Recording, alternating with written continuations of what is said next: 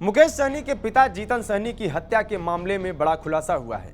Police का दावा है कि इस वारदात को लेन देन के विवाद में 4 लोगों ने अंजाम दिया है।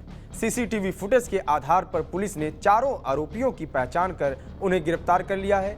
आरोपियों ने पुलिस की पूछताछ में वारदात कबूल करते हुए इसकी वजह भी बताई है। अब पुलिस मामले की सभी कड़ियों को जोड़ने की कोशिश में जुटी हुई है। आरोपियों से पूछताछ के बाद पुलिस ने प्रेस कॉन्फ्रेंस किया। इसमें बताया कि गांव के ही 2 लोगों ने जीतन सहनी के पास अपनी बाइक गिरवी रखकर कुछ रुपए उधार लिए थे। सोमवार की देर रात करीब 10:30 बजे ये दोनों लोग अपने 2 अन्य साथियों के साथ गिरवी रखी बाइक को छुड़ाने आए थे। यहां इन लोगों का जीतन सहनी के साथ ब्याज की रकम को लेकर विवाद हो गया। इसी दौरान आरोपियों ने चाकू से ताबड़तोड़ वार करते हुए जीतन सहनी की हत्या कर दी। पुलिस के मुताबिक पकड़े गए आरोपियों का 2 दिन पहले भी जीतन सहनी के साथ झगड़ा हुआ था। उस समय आरोपियों ने जीतन सहनी को सबक सिखाने की धमकी दी थी। पुलिस ने बताया कि चारों आरोपी जीतन सहनी की हत्या की तैयारी के साथ उनके घर पहुंचे थे। पुलिस के मुताबिक चारों आरोपियों के पास लंबे फल वाले चाकू थे और चारों ने ही मिलकर एक साथ जीतन सहनी के ऊपर हमला किया। जिस आरोपी की बाइक थी उसी ने चाकू से जीतन सहनी के पेट में वार किया और नीचे से ऊपर की ओर खींचते हुए पेट को फाड़ दिया। इसके चलते जीतन सहनी की हथेलियां पेट से बाहर आ गई। पुलिस ने बताया आरोपी जीतन सहनी की मौत के बाद भी उनके ऊपर हमले करते रहे। जैसे देखिए, आप लोग देख रहे हैं कि ये घर गांव के एक किनारे पे स्थित है। शायद इसीलिए रात में पड़ोसियों को सूचना नहीं मिली है। पुलिस को सुबह 7:15 बजे सूचना मिली थी, तो तमाम वरीय पदाधिकारी यहां तुरंत पहुंचे हैं। एफएसएल की टीम और डॉग स्क्वाड की टीम ने भी पहुंचकर जांच की है। एफएसएल के लोग अभी जांच अंदर कर रहे हैं और हम लोगों ने भी देखा है कई महत्वपूर्ण सुराग हम लोगों को मिले हैं। हम लोग उद्भेदन के बहुत ही नज़दीक हैं और पूरी कोशिश है कि आज ही घटना का हम लोग उद्भेदन कर दें और अपराधियों की गिरफ्तारी सुनिश्चित की जाएगी। बहुत जल्दी आप लोगों को और विस्तृत जानकारी भी दी जाएगी। सर, क्या लगता है कि वो चोरी के अंदर घटना या फिर हत्या के नियत से आया गया था? ये कई एंगल हैं, लेकिन जैसे मैंने कहा कि हमारे पास कई महत्वपूर्ण सूचनाएं हम लोगों को मिली हैं, कई अच्छे सुराग मिले हैं और बहुत जल्दी ही अगले 6-8 घंटे में हम लोगों को पुनः आप लोगों को विस्तृत जानकारी देंगे। सर, एक लाल बॉक्स मिला है सर मकान के पीछे में, क्या सर वो एक अहम कड़ी हो सकता है जांच में? वो एक छोटी सी अलमीरा है जिसमें कुछ महत्वपूर्ण कागजात और अपना व्यक्तिगत सामान रखा जाता था, जो घर के पीछे फेंका हुआ मिला है। एक छोटा सा तालाब है गड्ढानुमा, उसमें पानी में फेंका हुआ मिला है। उसमें जो कुछ कागज पत्र थे वो कुछ गीले भी हुए हैं, उन सब की जांच की जा रही है। वो भी एक महत्वपूर्ण सुराग है। इसके अलावा टेबल पे 3 खाली गिलास मिले हैं और भी हम लोगों को ह्यूमन इंटेलिजेंस से आसपास के लोगों से कुछ महत्वपूर्ण सूचनाएं मिली हैं। टीम अपना काम कर रही है। एसआईटी का गठन किया गया है एसपी ग्रामीण के नेतृत्व में।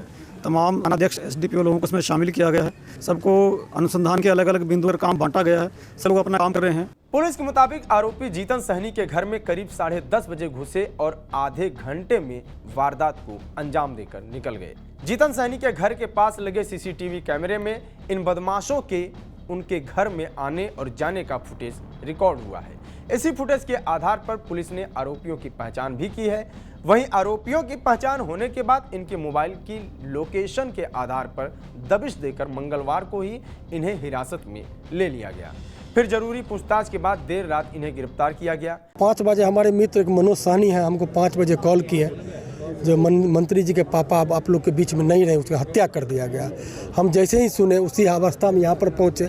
सबसे पहले मंत्री जी को हम कॉल किए, मंत्री जी तो फ्रस्ट्रेट हो गए, फिर हम कहे आप शांत हो जाइए थोड़ा सा।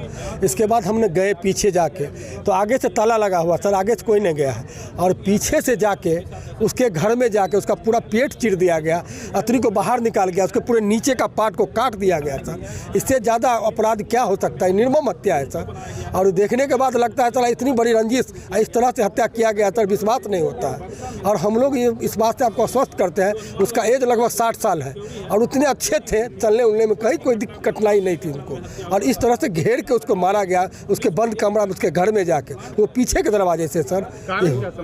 कारण हम लोग को देखिए सर, वहाँ एक संदूक रखा हुआ बक्सा, कुछ पैसा वगैरह हो सकता है, वो भी नहीं था सर। वो निकाल के लगभग पोखरा में फेंक दिया गया और इसके बाद उसको मारा गया है सर। अब डीएसपी साहब और एसडीओ साहब यहाँ पर है, ऐसा की टीम आई हुई है, उसको देख लेगा बक्सा में क्या कहते हैं, इसके बाद ही कुछ पता लगा सकते। लेकिन जघन अपराध हुआ।